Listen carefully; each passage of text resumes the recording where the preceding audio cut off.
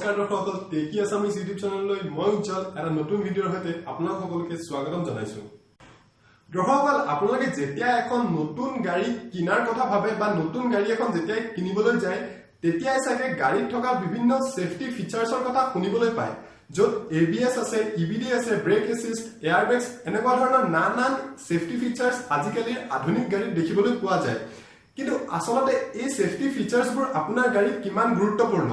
আৰু এক্সিডেন্টৰ সময়ত এইবোৰ আপোনাৰ বাবে কিমান সহায়ক হয় এই বিষয়ে কিছু তথ্য মই মোৰ ভিডিঅ'ৰ জৰিয়তে আপোনালোকক দিয়াৰ চেষ্টা কৰিম আশা কৰোঁ মোৰ এই ভিডিঅ'সমূহৰ জৰিয়তে আপোনালোকে গাড়ীত থকা সেফটি ফিচাৰ্ছৰ বিষয়ে কিছু কথা জানিব পাৰিব মোৰ এই গাড়ীৰ সেফটি ফিচাৰ্ছৰ ভিডিঅ' সিৰিজৰ প্ৰথম ভাগত আজি মই আপোনালোকক কম ABS অৰ্থাৎ এন্টি লক ব্ৰেকিং সিস্টেম যাক এন্টি স্কিড ব্ৰেকিং সিস্টেম বুলি কোৱা হয় কেনেকৈ আসলতে ABS টেকনলজিয়ে কাম কৰে আৰু এক্সিডেন্ট হোৱাৰ পৰা আপোনাৰ গাড়ীখন বচাব পাৰে তো জানিবলৈ ভিডিঅ'টো শেষলৈকে চাওক দৰ্শকসকল এন্টি লক ব্ৰেকিং সিস্টেম বা ABS ৰ বিষয়ে ক'ব যোৱাৰ আগতে মই ইয়াত কেইটামান কথা গাড়ীৰ সেফটিৰ বিষয়ে ক'ব বিচাৰিছো আসলতে গাড়ীৰ সেফটি দুটা ভাগত ভগোৱা হৈছে বা দুই প্ৰকাৰৰ প্ৰথম হৈছে এক্টিভ সেফটি আৰু দ্বিতীয়টো হৈছে পেসিভ সেফটি এতিয়া এক্টিভ সেফটি আৰু পেসিভ সেফটি নো কি দৰ্শক এক্টিভ সেফটি হৈছে গাড়ী এখনক এক্সিডেন্ট হোৱাৰ আগতে গাড়ীখন এক্সিডেন্ট হোৱাৰ পৰা বাধা দিয়া অৰ্থাৎ গাড়ীখন এক্সিডেন্ট নহবলৈ যিবোৰ ফিচাৰ্ছে কাম কৰে এইবোৰ কোৱা হয় এক্টিভ সেফটি য'ত ABS আছে EBD আছে এই ধৰণৰ ফিচাৰ্ছে গাড়ীখন এক্সিডেন্ট হোৱাৰ পৰা বাধা দিয়া অৰ্থাৎ হোৱাৰ আগতে কাম কৰে দুৰ্ঘটনাটো নহবলৈ আৰু এতিয়া আহো পেসিভ সেফটি লৈ পেসিভ সেফটি নো আসলতে কি হয় পেসিভ সেফটি হৈছে গাড়ী এনে ধৰণৰ ফিচাৰ্ছ যে গাড়ীখন এক্সিডেন্ট হোৱাৰ পিছত ভিতৰৰ পেসেঞ্জাৰ বা ভিতৰত থকা মানুহ কাৰণে সেফটি প্ৰদান কৰে য'ত আমি এয়াৰবেগছৰ কথা ক'ব পাৰো এয়াৰবেগছ গাড়ীখন দুৰ্ঘটনা হোৱাৰ পিছত খুল খায় আৰু ভিতৰত থকা মানুহবোৰৰ বেছিকৈ যাতে দুৰ্ঘটনাৰ পৰা ডেমেজ নহয় তাৰ বাবে প্ৰটেকচন দিয়ে এয়াৰবেগছে তো এই এয়াৰবেগছসমূহ হৈছে গাড়ীৰ এটা পেসিভ সেফটি ফিচাৰ্ছ দৰ্শকসকল এতিয়া জানো আহক ABS অৰ্থাৎ এন্টি লক ব্ৰেকিং সিস্টেম কি হয় আৰু ই কেনেধৰণে কাম কৰে আপোনালোকে হয়তো জানে বাহিৰৰ দেশত US-ত হওক UK-ত হওক গাড়ী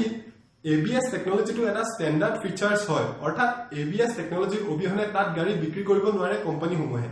ইণ্ডিয়াটো লাহে লাহে ABS টেকনলজিটো ষ্টেণ্ডাৰ্ড হৈ আহিছে বিশেষকৈ বাইকৰ ক্ষেত্ৰত 150 সিসিৰ ওপৰৰ বাইকবোৰত বৰ্তমান ABS টেকনলজিটো ষ্টেণ্ডাৰ্ড হয় অৰ্থাৎ ABS টেকনলজি কম্পালসৰি হয় 150 সিসিৰ ওপৰৰ বাইকত তো ABS টেকনলজি নিও আসলতে কাম কেনেকৈ কৰে মই এখানে ক'ব বিচাৰিছো ABS টেকনলজি হৈছে এনে এটা টেকনলজি যিয়ে আপোনাৰ গাড়ীখন আপুনি ব্ৰেক কৰাৰ পিছত ৰাস্তাত যাতে পিছল নাখায় যাতে স্কিড নকৰে ইয়াত সহায় কৰে তো ABS টেকনলজি আসলতে কেনেকৈ সহায় কৰে ধৰি লওক আপুনি ৰাস্তাৰে গৈ আছে আৰু আপোনাৰ সন্মুখত কিবা এটা অবষ্টেকল আহিছে কিবা এটা বাধা আহিছে আৰু আপুনি খুব জোৰেৰে ব্ৰেক লগাইছে যদি আপোনাৰ গাড়ীখনত ABS নাথাকে তেতিয়া হলে কি হ'ব আপোনাৰ গাড়ীখনৰ হুইল অৰ্থাৎ গাড়ীখনৰ চকা লক হৈ যাব আৰু লক হোৱাৰ লগে লগে ৰাস্তাৰে সৈতে খহনি খাব গাড়ীখনৰ চকা আৰু তেতিয়া কি হ'ব ব্ৰেকিং ডিসটেন্স অৰ্থাৎ ব্ৰেক লগোৱা যিটো দূৰত্ব সেইটো বেছি হ'ব আৰু ABS থকা গাড়ীত কি হ'ব আপুনি জোৰেৰে ব্ৰেক লগালেও গাড়ীৰ চকা লক নহব আৰু তেতিয়া কি হ'ব কাখেৰে যদি ঠাই থাকে আপুনি গাড়ীখন কাটি কাখৰ ঠাইৰে আপুনি ওলাই যাব পাৰিব আৰু এক্সিডেন্ট হোৱাৰ পৰা ৰক্ষা কৰিব আৰু এটা কথা দেখিবলৈ পোৱা যায় ABS থকা গাড়ীত যেহেতু চকা লক নহয় গতিকে ৰাস্তাত ঘহনি নাখায় আৰু তাৰ বাবে ব্ৰেকিং ডিসটেন্সটো কম হৈ যায় অৰ্থাৎ গাড়ীখন সোনকালে ৰখি যায় তো শেষত মই ক'ব বিচাৰিছো এন্টি লক ব্ৰেকিং সিস্টেম অৰ্থাৎ ABS আপোনাৰ গাড়ীৰ বাবে এটা অতি গুৰুত্বপূৰ্ণ ফিচাৰ্ছ হয় ইয়াক আপুনি গাড়ীখন কিনুতে নিশ্চয় প্ৰিফাৰ কৰক অৰ্থাৎ ABS থকা গাড়ী আপুনি কিনিবলৈ চেষ্টা কৰক ই গাড়ীৰ এটা এক্টিভ সেফটি ফিচাৰ্ছ হয় আৰু গাড়ীখন এক্সিডেন্ট হোৱাৰ পৰা ৰক্ষা কৰাত সহায়ক হয় বহু ক্ষেত্ৰত তো দৰ্শকসকল আজিৰ ভিডিঅ'ত মই ABS অৰ্থাৎ এন্টি লক ব্ৰেকিং সিস্টেমৰ বিষয়ে কিছু তথ্য দিবলৈ চেষ্টা কৰিলো আশা কৰো এই তথ্যখিনি আপোনালোকৰ বাবে সহায়ক হ'ব ভৱিষ্যতলৈ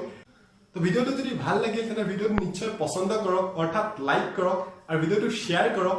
আৰু চেনেলটো যদি এতিয়ালৈ সাবস্ক্ৰাইব কৰা নাই তেনে সাবস্ক্ৰাইব কৰি লওক সাবস্ক্ৰাইব কৰিবলৈ তলৰ ৰঙা বাটনটো ক্লিক কৰক আৰু তাৰ লগতে বেল আইকনটো দেখা হ'ব সেইটো ক্লিক কৰিব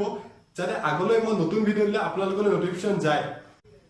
তো নেক্সট ভিডিঅ'ত মই গাড়ীৰ অন্য এটা সেফটি ফিচাৰ্ছ EBD বিষয়ে কিছু তথ্য দিয়াৰ চেষ্টা কৰিম